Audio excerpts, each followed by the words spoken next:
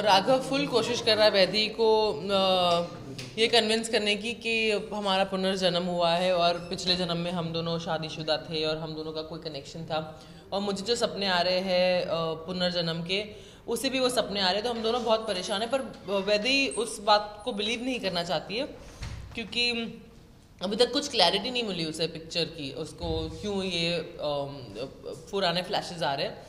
विवेक ने, मतलब जो राघव है, उन्होंने देख लिया और उन्होंने मेरा फेस अपने सपने में बहुत क्लियरली देख लिया। मैंने नहीं देखा है, पर आई थिंक नेक्स्ट एपिसोड में मुझे फेस क्लियरली दिख जाता है। तो वही बेसिकली हाइड एंड सीक चल रहा है कि इसने देख लिया, तो मैं बिलीव नहीं कर रही हूँ। जब मैं देखूंगी तो जो चुड़ैल है वो अपनी कोई चाल खेलेगी, ऐसा कुछ तो है। मगर संजना कहीं ना कहीं गांव की जो लड़की बन गई, वो एक चाल चल रही है, इन सब बातों के अगेंस्ट जा रही है। हाँ जी, तो वैसे ही आई थिंक स्क्रिप्ट बनती है ना कि हीरो हीरोइन को कभी मिलाना नहीं चाहते हैं लोग, और एक नेगेटिव पर्सन होता है, एक चुड़ैल होती है, डायन होती है।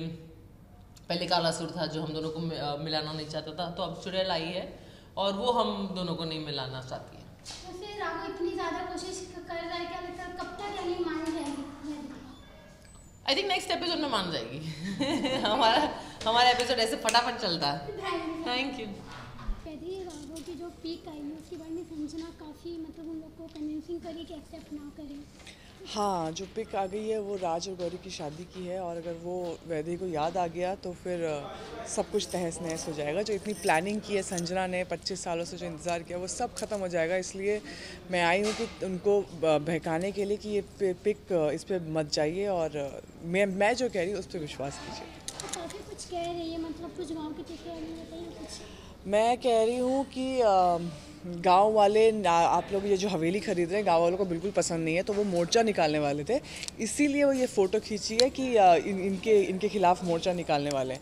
लेकिन तो कुछ ना कुछ ऐसी भलता कुछ भी बोल के मैं उनका माइंड डाइवर्ट करने की कोशिश कर रही हूँ कि बस ये पिक्चर उनको विश्वास नहीं दिलाना चाहिए कि एक्चुअली में वो राजगौरी हैं और उनकी शादी हो चुकी है और वो दोनों एक दूसरे से प्यार करते हैं। तो इसलिए बस कुछ भी बोले जा रही हूँ ताकि बस उनका कन्विंस हो गई है, मगर राघव कहीं ना कहीं उनकी बात को बिल्कुल मान नहीं रहे। और आपको नहीं, इनफैक्ट राघव मान गए हैं कि राघव को, क्योंकि फ़ोटो मिली है ये और गुरुजी ने बताया राघव को, तो वैदेही नहीं मान रही है, कि वैदेही का ध्यान भटका रही हूँ मैं।